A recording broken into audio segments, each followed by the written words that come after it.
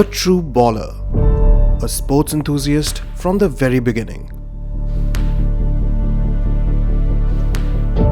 A man who went against all odds and decided to do what he wanted to do in life on his own terms.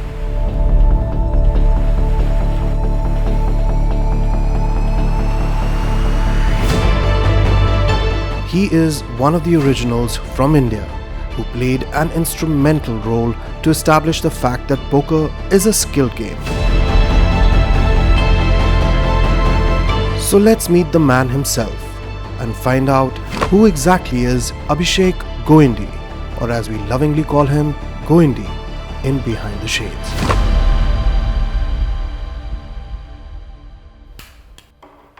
What's up? I'm Abhishek Goindi.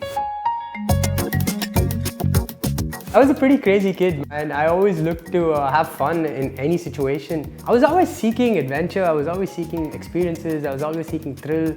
My friends and I, we were just up to mischief all the time, whether it was with the teachers, whether it was with parents, just friends in general, you know. We would get ourselves into tricky spots and the whole thrill used to be, how do we get ourselves out of the situation? It was about trying to find the most optimal way to live without having enough money in our pockets. I remember going out partying for like months together without having a rupee in my pocket because we would just know all the bouncers and all the club owners, and we were the youngest kids on the block. So we made friends with all the older ones and we would just get entry everywhere. We used to do a lot of stuff like sneak out of home, and we used to take our parents' cars out. We would have a bunch of friends who would choose on what days they would have to sneak their cars out, so they would have to set the keys up correctly, you know. Like I remember times wherein my friends would be like, bro, it's your day to get your car out tonight. Are we going out at 11 or not? You know, I would climb down the balcony from the first floor, take my car keys, go, make sure that the petrol tank was exactly where it was when I came and left it back so that my parents wouldn't know, you know. But, you know, little do we know that they know everything. And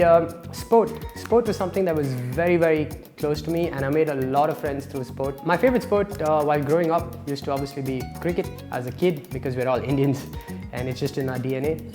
But as I grew up, closer to the 5th and 6th grade, I moved towards basketball completely, and ball is life for me. So ball became my #1 sport. So you would either find me on the basketball court or just somewhere playing some kind of sport and not trying to study. But hey, the night before the exams, I was the kind of kid who would go burn the midnight oil. So I would burn the midnight oil and still get the grades, you know, so it worked out. I was just such a big fan of Kobe Bryant. He was an icon. His work ethic, his way of life, the way he goes about conducting himself on the court, the way he won championships, and just how good an individual player he was, and his skill set, his training. Kobe Bryant hands down for me. And obviously Sachin Tendulkar was everyone's role model at some point. So it started off as Sachin and then moved to Kobe Bryant. When you're in the 11th and 12th, they combined the senior team together. So I got really close to my seniors. I started hanging out with them, you know, and they'd finished their 12th boards and they were all going to go away into their college life and stuff. So we're just chilling, hanging around, and a very close friend of mine, until today, I always promised her I will quote her, so I'm going to quote her. Her name is Nandini Asabri Bardwaj, and her brother had taught her poker because her brother was in the States.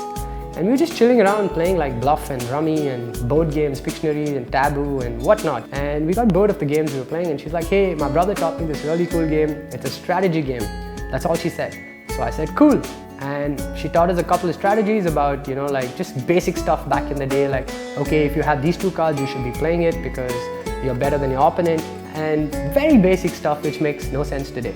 Okay, but it was just, she opened up the door. She taught us how to at least think of the game, right? And with the approach that she taught us, I started beating my opponents. And I was like, wait a minute, I made $50 tonight. I want to play this game more. And that's how I got to poker.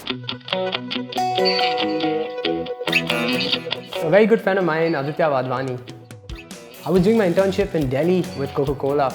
And Adi and I met through a very close friend, Ishan, and Ishan was busy with his work. So what would happen is after I was done with my internship, I would meet Adi and we would just chill and hang around. And after a month of chilling, Adi and I suddenly, like, the topic of poker came across. So Adi looks at me and goes like, you know poker? And I'm thinking to myself, I'm like, man, I know poker because I don't know anyone else who knows it. Let's see how much you know about it. And these are the thoughts going in my head. And I looked at Adi, I'm like, you know poker? All he does is he lifts his t-shirt up and he's wearing a belt that says Royal Flush. And that moment I'm like, wow, okay? And I started talking to him even more about the game and understanding it. He played it in London, where he picked it up. He showed me like a whole different world that was there in the West when it came to poker. We started discussing strategies, and he looked at me and be like, you know what, I'll give you these books, read them. So he gave me these 2 books, Super System and Mike Carroll's Book of Tales. Till then, I was one of those kids in school who never read.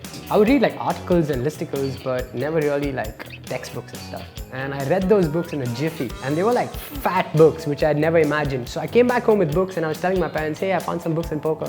They just laughed, because they're like, you don't read your own textbooks. What are you going to read these books? What happened was, I came back home after my internship, and I applied a lot of strategies I learned from those books, and I cleaned my home game out, right? And that's when I was like, boom. This is the moment I was like, man, I can do this for a living. You know, I can travel, I can learn strategies, and I can play this with friends or play this with anybody else and just make a living out of it.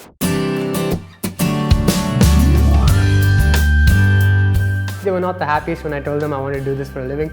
My dad and I rationalized over it. It was not a situation where my parents were like forcing me into not doing it for a living. So I quit my job and I moved to Goa, and I was like, I'm going to do it for a living, Dad. I was already at a point where I told my dad, listen, I'm going to take my own decisions, and I'm going to be responsible for my own decisions. So if I go broke in life, if anything goes down, it's not on you, it's on me. Know that you've given me a great childhood, know that you've supported me whenever I have to, but I'm taking this into my own hands. So my mom was a little emotional about the whole fact. She was a little worried about what she's going to tell people. She was a little worried about my security. And moms being moms, you know, like Punjabi moms, they just, you know, Mada Ladla kind of scene. I've got cousins, I've got a younger sister. I was always the black sheep of the family, and the thing is, I'm the eldest in the family. So the younger ones are obviously going to look up to you, you know, but at the same time, I just believed in this game so much because I saw so much of strategy in this game. I saw so many things that you can learn in life about this game that I was just like, man, you guys are not able to see it. You know, you just don't know, you're not able to see it. Obviously, it's tough for parents, but kudos to them, they've been there for me throughout. And so my dad was like, wait a minute, he took a step back and he's like, let me figure out the scene. So I have to give him like major credit and major brownie points. And I told my dad, I'm going to take a year off just to do this. If it works out, it works out. If it doesn't work out, I'll be back. I'll find a corporate job. I'll find another thing to do. And touch wood, it worked out, and here I am. So I was pretty determined to win the Player of the Year, because for me, winning the Player of the Year was actually an achievement. It was also going to be putting me out there with my family and my near and dear ones, and the ones that always doubted the whole aspect of playing poker for a living. I remember winning that, and the sense of accomplishment that I had and the gratification that I felt, and what followed after was a different story. I'm glad it happened, man, so I could go back home and show my folks that, hey, listen, I went and won the Player of the Year as well. So it is a game that I can do for a living. It is a game that I can win in. And that was the start of my journey, and that was the start of when I believed I could do it for a living. One of the key achievements I think for me is going to be consistency, man. The fact that I could last so many years through ups and downs. I've had a lot of downs, I've hit rock bottom in a lot of spots, and just being able to bounce back from there, learning from there and coming back on top. Because when I started out, like, people didn't know what poker was. I remember the number of people I had to explain poker to, and the kind of questions and the kind of reactions and everything that I got with it. People would think I was a gambler, people would think I was a drug addict, people would think I was making money because I was selling pot. And it's funny because fast forward to today, and people are coming and asking me, can you give us some tips, and coaches and trainers, and you know, the conversation never ends. One of the other achievements for me personally in this industry, the fact that when there was a case in Gujarat that was happening wherein they were trying to argue the case whether poker is a game of skill or not, Addy and I were the chosen ones to represent the industry and help them. That moment is so distinct in my mind. It was a moment that would go down in history, and it's a moment that will go down in my mind. The other key achievement for me would probably be just the fact that I could don various hats, be it a professional poker player, be it a commentator, or be it a coach. I used to take each hat as a challenge and try to figure out the best way forward to achieve my goal in each of those spheres. I know Michael Jordan plays a lot of cards, so why not Michael Jordan? He's got the bankroll as well. I mean, Goindi meeting Goindi never happens, right? Abhishek meeting Abhishek probably happens quite a bit. I know a few Abhisheks. I've always had that problem, you know, like in school as well, there would be like 2 or 3 Abhisheks in my class, you know, the guys you would cheat with. So it was easy to take their answer sheets because Abhishek was written on that. So one of the strategies, by the way, poker is all about strategies. So one of the strategies we used and that we implemented was, I told the Abhisheks, listen, don't write your full name on it. Because if we take each other's answer sheets, they would never know. Little did we know that they would recognize our handwriting. We play cutthroat against each other. I've told all of those guys, go out there and fight for their lives and not care about who's in front of you, because at the end of the day, they have to win. I love it when they beat me, when they outplay me. When they beat me by playing a bad hand, I go out there and I just try to explain to them why it was a bad play.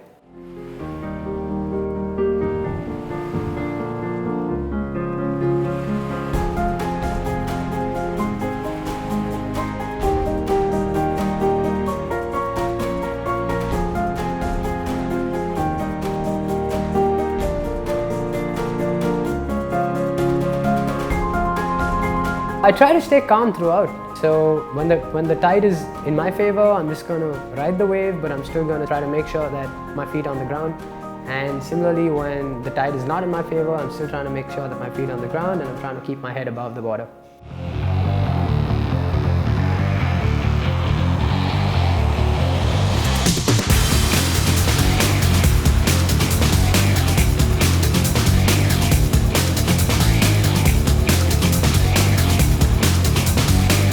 Ball is life for me. I grew up watching basketball, playing basketball, idolizing ballers, and it's something which is very, very close to me even till today. It's one of my happy places along with the beach.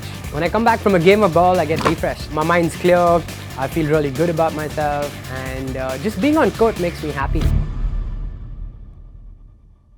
I think life is all about challenges, and it's how you overcome it, on the table, off the table. If I don't ever face a challenge again in life, it's probably because I'm no more or something, you know, I'm probably dead or so. So I'm prepared to face challenges all my life. Some I'm going to succeed in, some I'm going to fail in. It's a beautiful game if you tread carefully. It's a hard way to make an easy living. It looks really glamorous from the outside, but it's got its own challenges like everything else. It's easy to rise to the top. It's difficult to stay at the top. If you want to be the best, you got to train like the best. It's better to burn out than fade away.